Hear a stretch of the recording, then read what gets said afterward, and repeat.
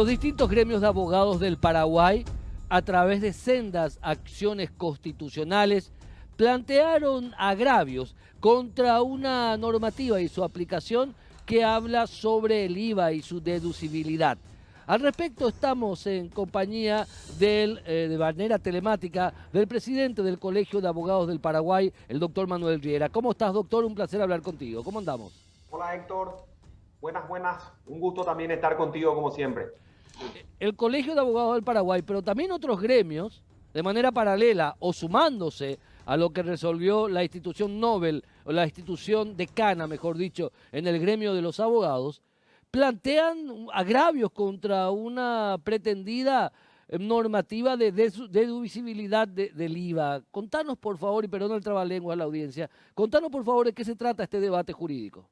Sí, cómo no, Héctor. Nosotros tenemos al cierre del año pasado, el 28 de diciembre del 2021, todos los abogados que estamos en el estudio Riera presentamos una acción contra la ley 6.380, si no me equivoco, que es la que moderniza y simplifica el sistema tributario nacional, pero solamente en un numeral, en uno de sus artículos, que es aquel que impide que se deduzca el crédito al IVA. Y a su vez, esta acción va contra el decreto en digamos, en el artículo que reglamenta este aspecto atacado. ¿Qué es lo que en definitiva se está diciendo? Ambas normas impiden que las personas que están dedicadas a las actividades alcanzadas con el IVA puedan deducir actividades que no están relacionadas con la suya. O dicho de otra manera, únicamente pueden deducir actividades que sí están relacionadas. Pongo un ejemplo. Yo, como abogado y por ende prestador de servicios que tributa IVA, cada vez que me voy a venderle una opinión a Héctor Alegre y cobro honorarios por 100, eso a mí me cuesta y es mi IVA débito. Pero vos, cuando haces lo mismo conmigo y como abogado me das tu opinión y me facturás también 100, yo compro el IVA que me vendés vos y ese IVA para mí es crédito. La compensación entre lo que vendo y lo que compro en términos de IVA genera un número que si es positivo tributa al 10% y si es negativo no tributa. ¿Qué es lo que se está diciendo en estas acciones?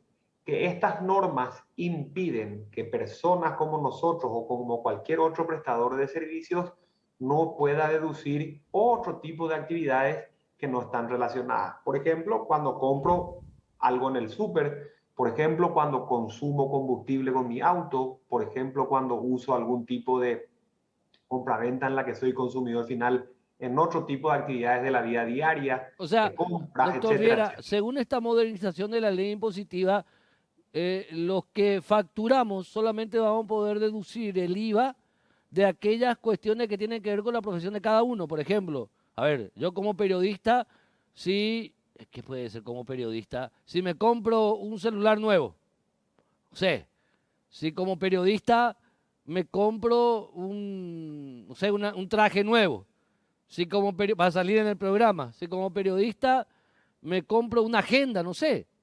Solamente haciendo, pues ¿cómo se demuestra que eso está vinculado con la característica de tu facturación? ¿Cómo se demuestra? ¿Cómo te puedes defender ante una normativa que es violatoria de los principios de equidad impositiva? Nosotros hicimos una acción que, que justamente ataca la constitucionalidad de esta norma en tres niveles.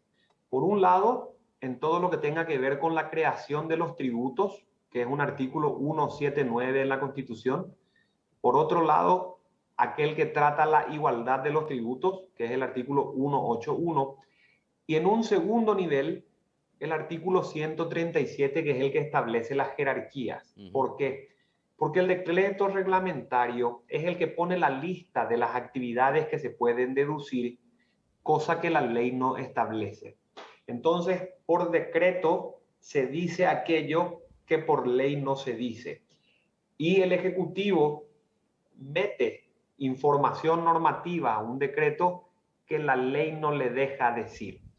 Entonces, usamos exactamente tus ejemplos como digamos, graficando el absurdo que plantea la normativa en este ejemplo que vos decís. Por ejemplo, te compraste el traje, entonces con ese traje estás hoy siendo el anfitrión de Causa Justa. Sí.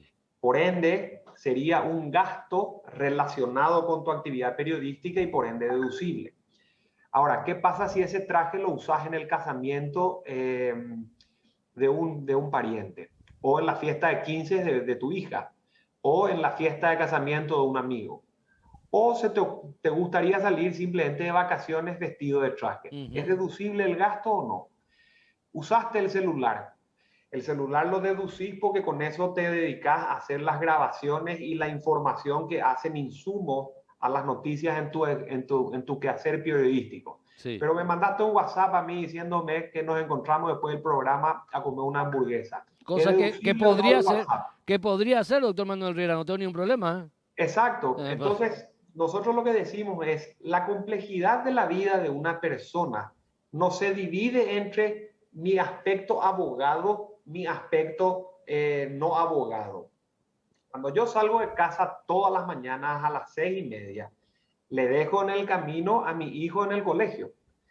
El combustible que utilicé para mover mi auto, ese tramo, no es deducible. ¿Cómo se calcula? Exacto. Yo me tengo que ir a mi casa a dormir esta noche. Esa no es una actividad relacionada con la abogacía, según el decreto. ¿Y cómo vengo a trabajar mañana si no duermo? Yo me quiero ir a comprar hoy las hamburguesas. Esa no es una actividad relacionada con la abogacía. ¿Cómo voy a venir mañana a trabajar si no me alimento? Entonces no tiene sentido dividir la persona en cosas que son relacionadas a su actividad y en cosas que no. Cuando el hombre o la persona es individua, es indivisible en su esencia humana. Ese es, digamos, el tenor de la acción. Y como abogados que metimos este tema en el estudio jurídico, preferimos que era mucho mejor dárselo al colegio de abogados para que el colegio de abogados gestione un modelo a todas las personas interesadas. Porque cuando hablamos de toda persona interesada, doctor Riera, cuando hablamos de toda persona interesada, hablamos de todos. Hablamos de todos los prestadores de servicios que están emitiendo factura con el IVA, correcto. Ahora, ¿qué pasa? Porque si esto, por suerte a uno le va bien en la profesión, en las oficinas, en la consultora, en las asesorías, en la propia profesión de abogado, pero ¿qué pasa con aquel individuo que tiene que emitir factura y que no va a poder pagar el IVA tan pesado? Lo que están haciendo es que el IVA sea más pesado y esto afecta mucho más aún a los individuos de menor ingreso. O sea, entonces, la normativa fiscal, que por sobre todas las cosas debe ser equitativa, ni siquiera igualitaria, sino equitativa, se pervierte. No, es que coincidimos completamente, ¿verdad? Lo que estamos tratando de poner en tela de juicio es la creación del tributo, los valores, digamos, los valores constitucionales sobre los que se estableció la ley y el exceso del decreto a empezar a decir estas actividades no están incluidas cuando la ley no hace esa distinción. Entonces, como esta es una discusión perdida al interior de la Subsecretaría de Estado de Tributación, esta es una discusión perdida al interior de Hacienda, y esta es una discusión que no la quiere tener el Ministerio de Tributación, entonces pasamos a la Corte. Y claro. Y vamos a analizar directamente en términos constitucionales si esto corresponde o no corresponde y salir de la cancha del derecho administrativo y salir de la cancha del Ejecutivo, donde ya estos temas no se quieren discutir, y planteárselo en el ámbito jurisdiccional. Pero a lo mejor sale, ¿verdad? ¿Por qué sería inconstitucional si la Subsecretaría de Tributación y el Ministerio de Hacienda lo que están haciendo es su trabajo? Ellos están haciendo su trabajo. El trabajo de la Subsecretaría de Tributaciones es recaudar. El trabajo del Ministerio de Hacienda es administrar bien los fondos que son recaudados. ¿Por qué sería inconstitucional entonces? Es correcta, es que la posición de tributación es la que se espera de un funcionario serio. O sea, cuando Orwell defiende como viceministro las posturas del tema, lo hace en su carácter de viceministro y por ende como un funcionario público cumplidor de una ley que está ahí. Entonces, yo no espero que él, digamos, negocie la ley en absoluto, Simplemente que como no se puede llegar a un acuerdo en la implementación de un decreto que sí lo pueden cambiar, ¿verdad? Entonces vamos a movernos en el ámbito constitucional. Todo tributo, cualquiera sea su naturaleza, Héctor, todo tributo únicamente debe ser establecido por ley. Eso es trabajo del legislador, no del presidente. Eso es trabajo del Congreso, no del Ejecutivo. Eso es trabajo del Parlamento, no del Ministerio de Tributación. Y la ley, cuando se establece en el ámbito legislativo, tiene que necesariamente responder a principios económicos y sociales justos en el marco del desarrollo nacional. Nosotros hemos visto a lo largo de este tiempo que las intervenciones legales, cuando se hacen en este tipo de cosas, recordarás, por ejemplo, cuando se intervino la tasa de las tarjetas de crédito, eso dejó más o menos 500.000 personas en el mercado negro. Sí. Porque desaparecieron los beneficios que hacían que tener compras con cuotas sin intereses dejen de ser rentables para los Claro. bancos. ¿Y a quién afectó más? ¿A quién afectó más? ¿A quién Así más? mismo, ¿A quién más afectó? Ese es el terminas problema. afectando a quien crees proteger. Exacto. No, y afecta a la formalización del sistema financiero y hace crecer a los malditos prestamistas usureros de mierda.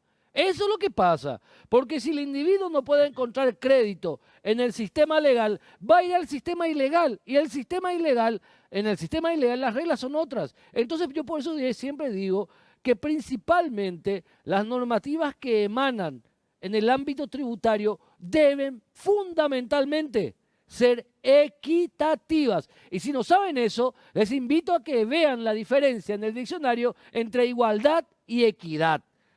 Ese también es un tema, mi querido doctor Manuel Riera. Fíjate que cuando vos, por ejemplo, llegás a tu casa, vos podés perfectamente pedirle al jardinero que te corte el pasto del jardín o del frente y te dé una factura porque te está prestando un servicio.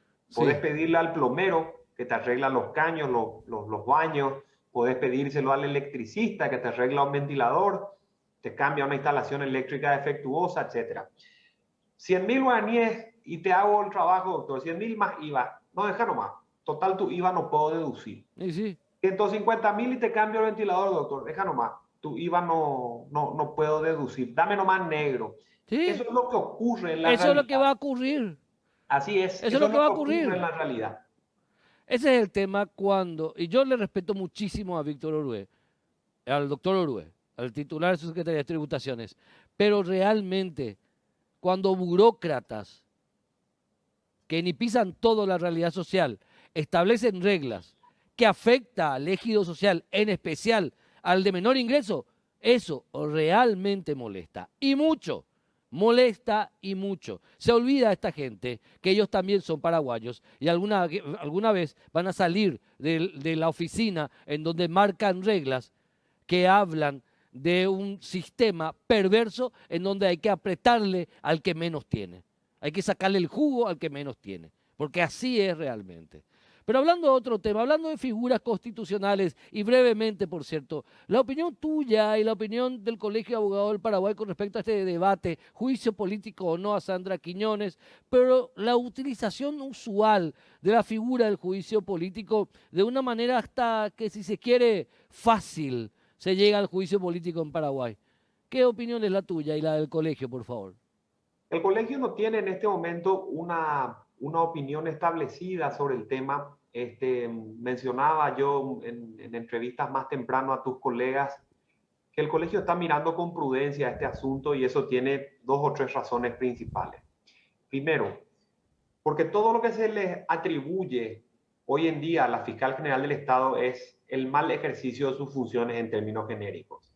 Pero en el discurso público, en el discurso de los diputados, en el discurso de las diferentes posturas políticas que están hoy en el tema, nadie dice cuáles son esas funciones que se han desempeñado mal. Asumamos por algún momento que una de las cuestiones fue el detonante de los problemas en el concierto de San Bernardino, que terminó con el asesinato de civiles y con personas heridas. Asumamos que el detonante es el informe de gestión que tuvo el ministro del Interior ante la Comisión Permanente del Senado y ante ese prelat por temas vinculados al narcotráfico, iguales que los que ocurrieron en San Bernardino.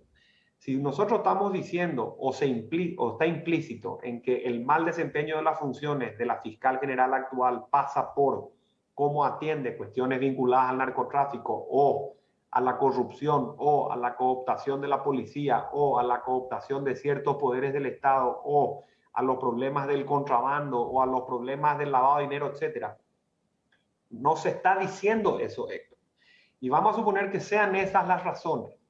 No está el libelo acusatorio escrito todavía, pero vamos a suponer que estén las razones escribiéndose. ¿Se arreglarían esos problemas que subyacen a la idea del juicio político solamente cambiando hoy la fiscal general del Estado? Nosotros no creemos que eso sea así, porque en el discurso público falta ahondar sobre las razones jurídico y políticas y a su vez ver cuál es la alternativa que se ofrece como solución al problema que subyace. Claro. Pero como no se dice esto, ¿qué termina mostrándote la realidad? Que estamos nosotros atendiendo el problema como consecuencia de que no lo pudieron remover al ministro del Interior y de alguna manera esa mayoría equivale, no sé cómo, a que sí se la puede sacar a la fiscal general, una fiscal general vinculada con el gobierno anterior, no con este, porque ingresó antes, y una fiscal general vinculada en principio a todos los problemas de impunidad que tienen que ver con una de las facciones importantes del gobierno oficialista. En el marco de un periodo de elecciones, que estadísticamente en Paraguay siempre mueve el tablero de las autoridades de alto rango. Sí. Entonces, todo apunta a que esto es políticamente coyuntural. Y no puede ponerse a la gente de a pie, a la gente de la sociedad, en una posición, ¿le echo o no le echo? ¿Es buena o es mala? ¿Se va o no se va? Maniquea, absoluta, de polos opuestos. Cuando en el medio falta que el discurso público explique, bueno, cuál es la razón y cuál es la solución que se pretende removiendo la fiscal general. ¿Quién va a venir? O sea, ¿de qué estamos hablando, verdad? Y ese tipo de cosas es lo que el colegio utiliza para tomar una posición un poquitito más prudente y ver cómo se desarrolla esto y no caer en el juego político partidario que aparentemente es lo que está ocurriendo, ¿verdad? Bueno, hay tantas cuestiones. Tantas veces en Paraguay se cambió 6 por media docena. Hace tanto tiempo nos dicen que la ciencia penal va a solucionar los graves problemas sociales que se expresan en tantos feminicidios, por ejemplo, y en tantos abusos sexuales de niños, por ejemplo. Doctor Manuel Riera, un abrazo grande.